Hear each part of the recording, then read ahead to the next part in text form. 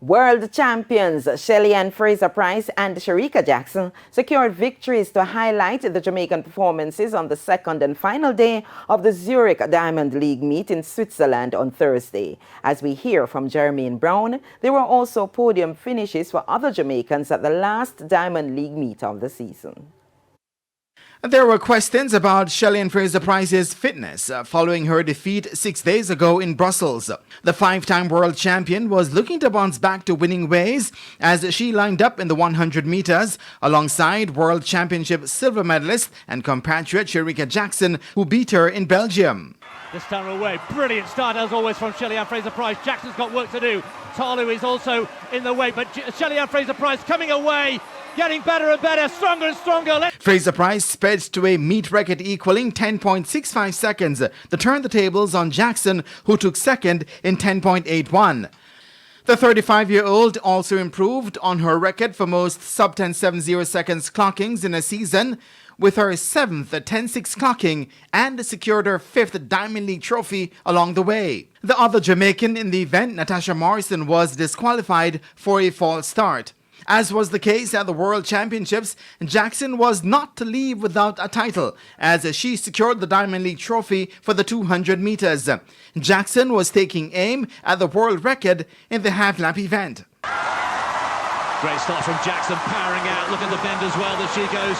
Crowd getting behind Kambunji, but here comes Jackson off the bend. Prandini leaning in her wake. Kambunji trying to get on the coattails of Jackson.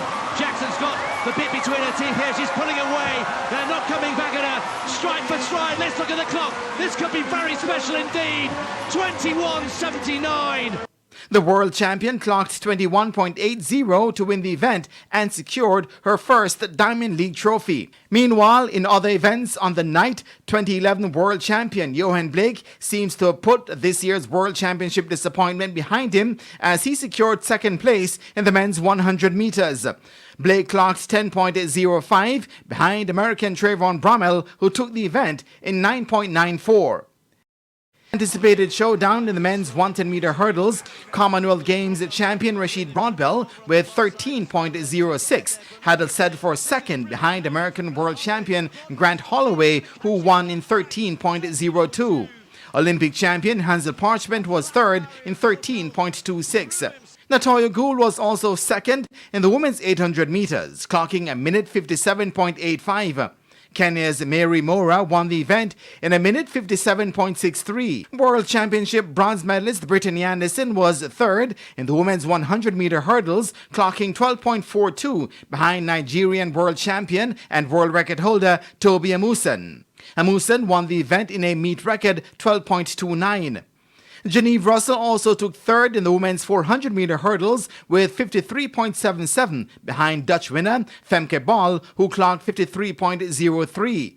Another Jamaican, Rochelle Clayton, was fifth in 54.25.